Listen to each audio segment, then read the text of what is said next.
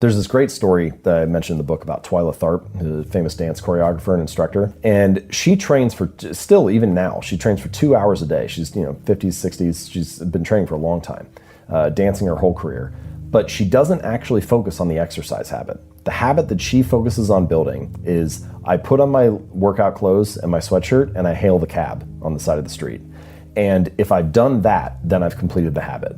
And I think the insight that she realized is that habits are often the entry point, not the end point. They're the cab, not the gym. They're like an entrance ramp to the bigger routines in your life.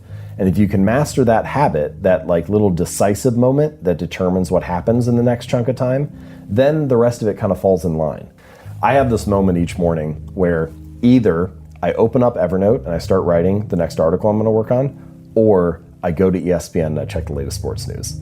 And what happens in the next hour is really determined by what happens in the first 30 seconds. Because if I go to ESPN, then the next hour is kind of shot. But if I start writing the article, if I master that entry point, then I'm kind of speeding in the right direction and the momentum carries me into the rest of the task. And I think that for me, that's a little bit inspiring when it comes to building habits, because what you realize is that there's actually not that much to change. There may be 5 or 10 of those little decisive moments, those little entry points throughout your day that determine whether the next chunk of time is productive or not.